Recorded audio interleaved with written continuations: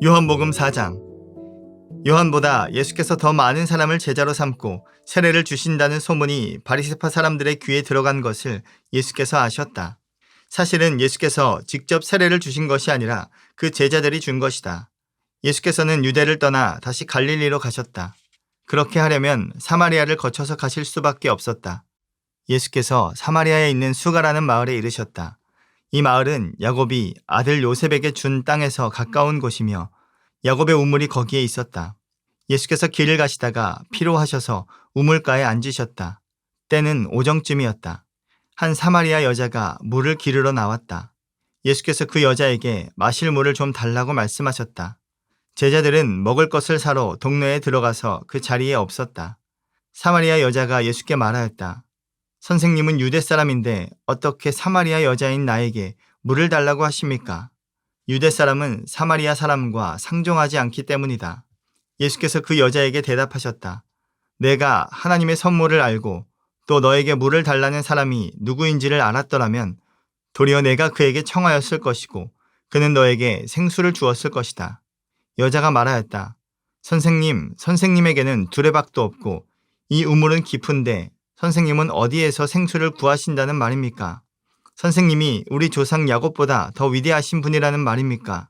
그는 우리에게 이 우물을 주었고 그와 그 자녀들과 그 가축까지 다 이 우물의 물을 마셨습니다. 예수께서 말씀하셨다. 이 물을 마시는 사람은 다시 목마를 것이다.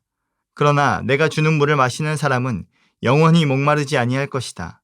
내가 주는 물은 그 사람 속에서 영생에 이르게 하는 샘물이 될 것이다. 그 여자가 말하였다. 선생님, 그 물을 나에게 주셔서 내가 목마르지도 않고 또 물을 기르러 여기까지 나오지도 않게 해주십시오. 예수께서 그 여자에게 말씀하셨다. 가서 내 남편을 불러오너라. 그 여자가 대답하였다. 나에게는 남편이 없습니다. 예수께서 여자에게 말씀하셨다. 남편이 없다고 한 말이 옳다. 너에게는 남편이 5이나 있었고 지금 같이 살고 있는 남자도 내 남편이 아니니 바로 말하였다. 여자가 말하였다. 선생님, 내가 보니 선생님은 예언자이십니다.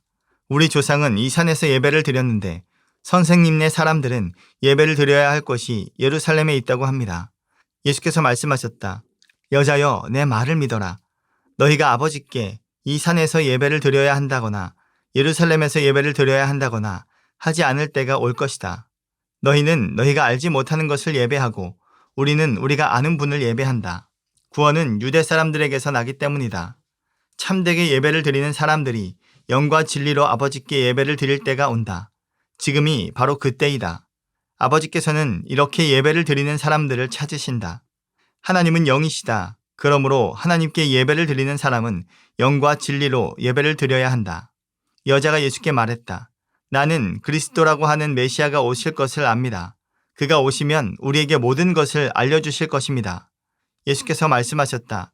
너에게 말하고 있는 내가 그다.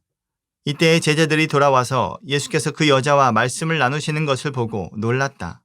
그러나 예수께 웬일이십니까? 하거나 어찌하여 이 여자와 말씀을 나누고 계십니까? 하고 묻는 사람이 한 사람도 없었다. 그 여자는 물동이를 버려두고 동네로 들어가서 사람들에게 말하였다. 내가 한 일을 모두 알아맞히신 분이 계십니다. 와서 보십시오. 그분이 그리스도가 아닐까요? 사람들이 동네에서 나와서 예수께로 갔다.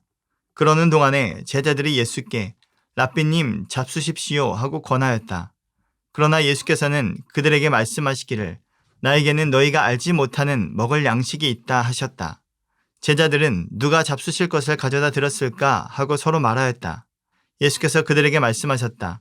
나의 양식은 나를 보내신 분의 뜻을 행하고 그분의 일을 이루는 것이다. 너희는 넉 달이 지나야 추수 때가 된다고 하지 않느냐? 그러나 나는 너희에게 말한다.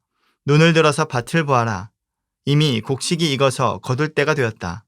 추수하는 사람은 품삯을 받으며 영생에 이르는 열매를 거두어 드린다. 그리하면 씨를 뿌리는 사람과 추수하는 사람이 함께 기뻐할 것이다. 그러므로 한 사람은 심고 한 사람은 거둔다는 말이 옳다. 나는 너희를 보내서 너희가 수고하지 않은 것을 거두게 하였다. 수고는 남들이 하였는데 너희는 그들의 수고의 결실에 참여하게 된 것이다. 그 동네에서 많은 사마리아 사람이 예수를 믿게 되었다. 그것은 그 여자가 자기가 한 일을 예수께서 다 알아맞히셨다고 증언하였기 때문이다. 사마리아 사람들이 예수께 와서 자기들과 함께 머무시기를 청하므로 예수께서는 이틀 동안 거기에 머무르셨다. 그래서 더 많은 사람들이 예수의 말씀을 듣고서 믿게 되었다. 그들은 그 여자에게 말하였다. 우리가 믿는 것은 이제 당신의 말 때문만은 아니오. 우리가 그 말씀을 직접 들어보고 이분이 참으로 세상의 구주이심을 알았기 때문이오. 이틀 뒤에 예수께서는 거기를 떠나서 갈릴리로 가셨다. 예수께서 친히 밝히시기를 예언자는 자기 고향에서는 존경을 받지 못한다 하셨다. 예수께서 갈릴리에 도착하시니 갈릴리 사람들이 예수를 환영하였다. 그들도 명절을 지키러 예루살렘에 갔다가 예수께서 거기서 하신 모든 일을 보았기 때문이다. 예수께서 또다시 갈릴리 가나로 가셨다. 그곳은 전에 물로 포도주를 만드신 곳이다. 거기에 왕의 신하가 한 사람이 있었는데 그의 아들이 가버나움에서 앓고 있었다. 그 사람은 예수께서 유대에서 나와 갈릴리로 들어오셨다는 소문을 듣고 예수께 와서 제발 가버나움으로 내려오셔서 아들을 고쳐주십시오 하고 애원하였다. 아들이 거의 죽게 되었기 때문이다. 예수께서 그에게 말씀하셨다. 너희는 표징이나 기이한 일들을 보지 않고는 결코 믿으려고 하지 않는다. 그 신하가 예수께 간청하였다. 선생님, 내 아이가 죽기 전에 내려와 주십시오. 예수께서 말씀하셨다. 돌아가거라. 내 아들이 살 것이다. 그는 예수께서 자기에게 하신 말씀을 믿고 떠나갔다. 그가 내려가는 도중에 종들이 마중 나와 그 아이가 살았다고 보고하였다. 그가 종들에게 아이가 낫게 된 때를 물어보니 어제 오후 1시에 열기가 떨어졌습니다 하고 종들이 대답하였다. 아이 아버지는 그때가 예수께서 그에게 내 아들이 살 것이다 하고 말씀하신 바로 그 시각인 것을 알았다. 그래서 그와 그의 온 집안이 함께 예수를 믿었다.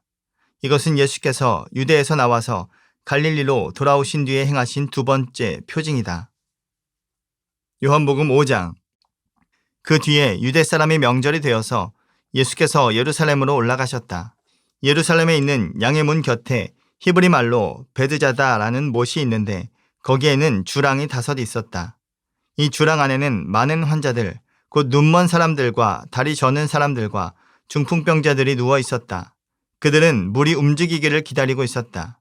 주님의 천사가 때때로 못에 내려와 물을 휘저어 놓는데 물이 움직인 뒤에 맨 먼저 들어가는 사람은 무슨 병에 걸렸든지 나았기 때문이다. 거기에는 38해가 된 병자 한 사람이 있었다. 예수께서 누워있는 그 사람을 보시고 또 이미 오랜 세월을 그렇게 보내고 있는 것을 아시고는 물으셨다. 낫고 싶으냐? 그 병자가 대답하였다. 주님, 물이 움직일 때에 나를 들어서 못에다가 넣어주는 사람이 없습니다. 내가 가는 동안에 남들이 나보다 먼저 못에 들어갑니다. 예수께서 그에게 말씀하셨다. 일어나서 내 자리를 걷어가지고 걸어가거라. 그 사람은 곧 나아서 자리를 걷어가지고 걸어갔다. 그날은 안식일이었다. 그래서 유대 사람들은 병이 나은 사람에게 말하였다. 오늘은 안식일이니 자리를 들고 가는 것은 옳지 않소. 그 사람이 대답하였다. 나를 낫게 해주신 분이 나더러 내 자리를 걷어가지고 걸어가거라 하셨소. 유대 사람들이 물었다. 그대에게 자리를 걷어가지고 걸어가라고 말한 사람이 누구요? 그런데 병 나은 사람은 자기를 고쳐주신 분이 누구인지를 알지 못하였다. 거기에는 사람들이 많이 붐비었고 예수께서는 그곳을 빠져나가셨기 때문이다. 그 뒤에 예수께서 성전에서 그 사람을 만나서 말씀하셨다. 보아라, 내가 말끔히 나았다. 다시는 죄를 짓지 말아라.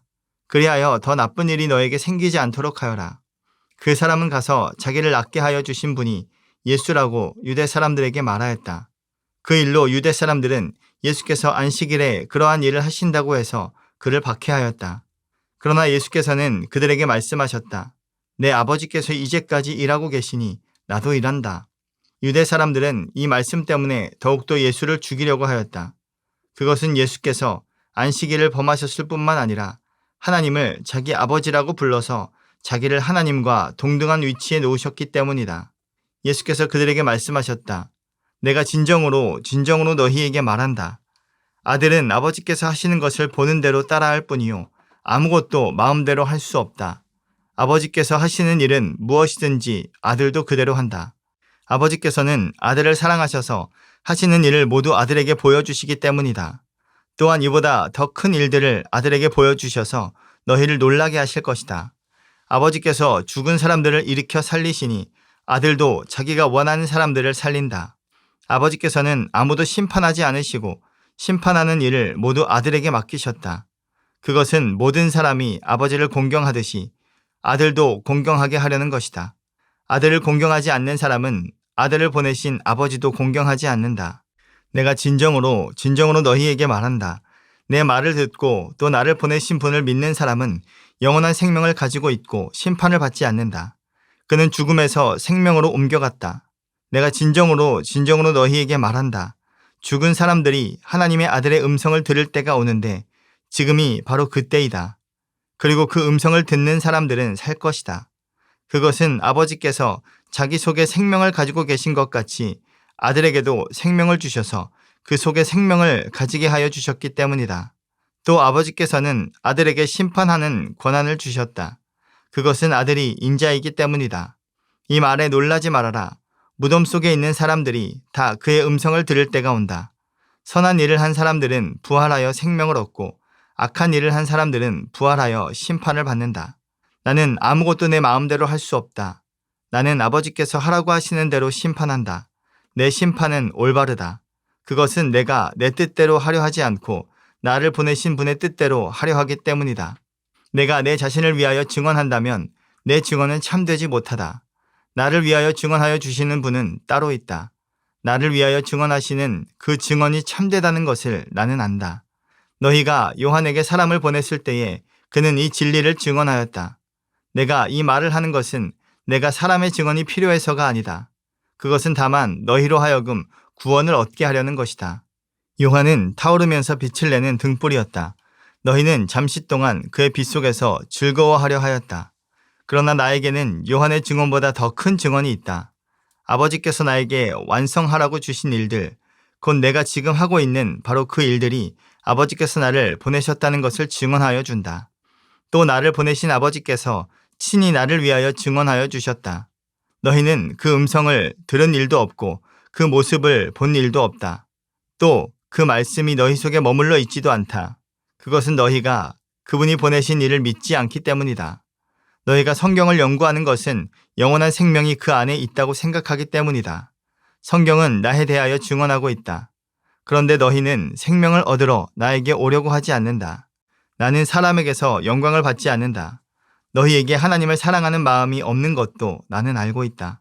내가 내 아버지의 이름으로 왔는데 너희는 나를 영접하지 않는다. 그러나 다른 이가 자기 이름으로 오면 너희는 그를 영접할 것이다. 너희는 서로 영광을 주고받으면서 오직 한 분이신 하나님께서 주시는 영광은 구하지 않으니 어떻게 믿을 수 있겠느냐. 내가 너희를 아버지께 고발하리라고는 생각하지 말아라.